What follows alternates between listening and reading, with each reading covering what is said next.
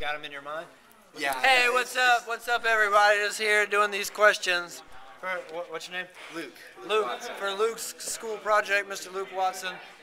Gonna get straight A's because of this.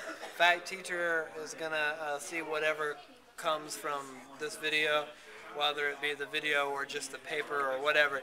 You have to play the video. Luke is a genius. Straight A's across the board. Gonna go talk to his other teachers and professors and everybody. Gonna go talk to the dean, the principal, and say, we're gonna have to go ahead and graduate this man early after seeing this video. Oh, here we go. That's what it's riding on. Ask the first question. All right, I'm gonna do this. Okay, question number one. Why did you just decide to start writing? Oh, Luke, that's an excellent question, man. I can already tell that you know exactly what you're doing and that this is a quality Q&A session. What made me decide to start writing, Luke? Well, actually, you know, it's very simple. I just like to read books, and I read lots of books, and I think, man, books are fun to read. I would like to write a book, and so I just tried it. That's really it.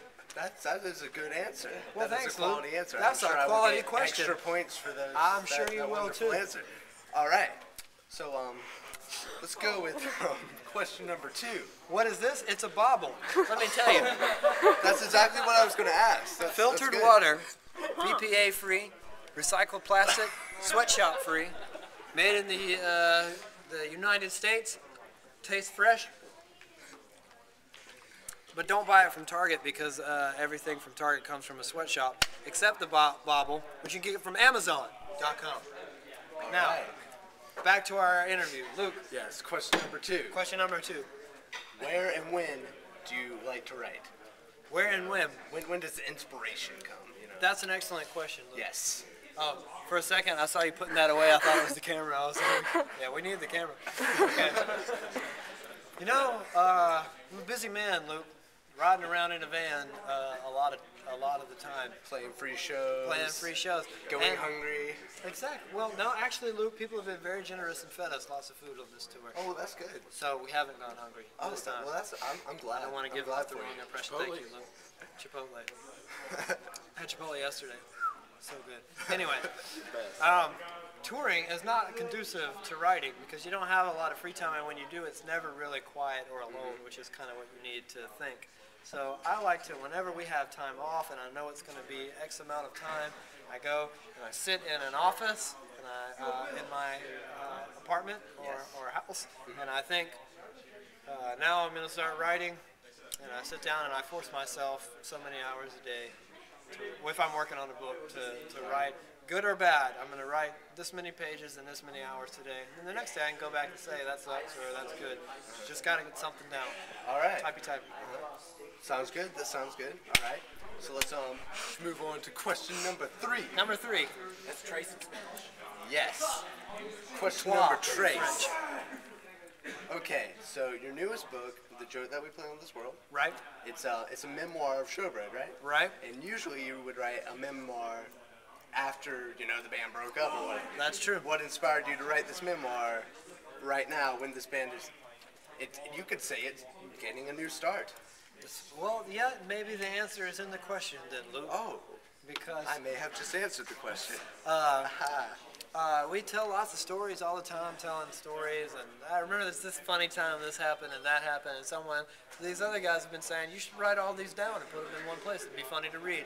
So I thought, I'll do that. And that was the original idea, just put down every funny story, and it'll be like 1,000 pages long. And then I found myself kind of writing the Showbread story with all the funny stories in it. And it just came to a point where, I don't know, maybe it'll go on another 10 years, maybe it'll be done tomorrow, who knows. But this is the first part of the story, and there's a new start, and this is everything of the first era. Sounds good, sounds good. Sounds like you know what you're doing. I don't, but I like to give off that impression. All right. Make sure your teacher sees this. Please see like, that. Yeah, they got this. Your favorite author is some dork with red stuff on his face. Go ahead. Question number 4. All right. Question number 4. I hear you are working on a sequel to Nevada.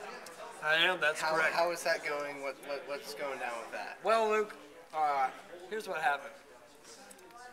I finished that book, and I really had a fun time writing it. And then I sat down to myself and I read it. I had to read it again when I was making the audio book. And I found myself wondering, what happened to these people? What happens next? Yeah. Where does this go on? With the first book, I didn't ask myself that. I was like, I'm happy with that, and it doesn't matter to me if I know anything else. But this time, I was like, it seems like a lot more can and will happen, and I wonder what that might be. And I was compelled to tell that story. So let's call it An Edict of Worms, and hopefully it'll come out at the end of the year as soon as we have time off from touring, which we will in another month. I have red on my face because I bought some clown makeup at a costume shop in Statesboro, and I thought I would use it. That was a question by Lisa. No, you guys missed that one. All right. Yeah, all right. Okay. So what question are we on? Number 5. Number 5. Okay. Yeah. All right. Question number 5.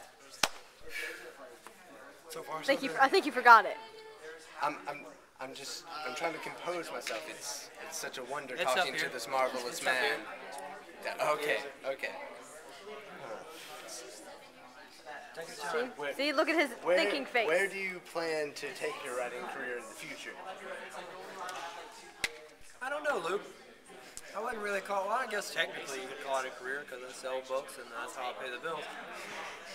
You know, one day maybe it would be nice to, I haven't tried to get anything published because I just sell stuff to, you know, That works people pretty on the well, internet, you know, and books yeah. sell out really fast. And they seem to like it, so and I guess trying to get something published takes a lot of time and hard work, and I have it. It was great to see you guys. Yeah, that was not something that I wanted to spend a lot of time on. One day it might be nice to be published and just write something, hand it into a publisher, and have them put it in stores and let that be your business.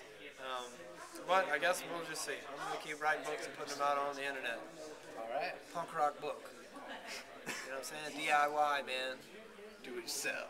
Right. Yeah. All right. That sounds good. I really think that's all I need. Luke, it was a pleasure. It was wonderful talking to you. Fantastic. This is Josh Dyes, my favorite author. This The is greatest Luke, author ever. My favorite questioner. I asked some Only. good questions. He did. It was fantastic. Hey, sorry, man. Put your hand down. All right. So, hope you enjoyed it, Mrs. Hodges. Well, I'm Mrs. Hodges, so I hope you have a great day. Enjoy.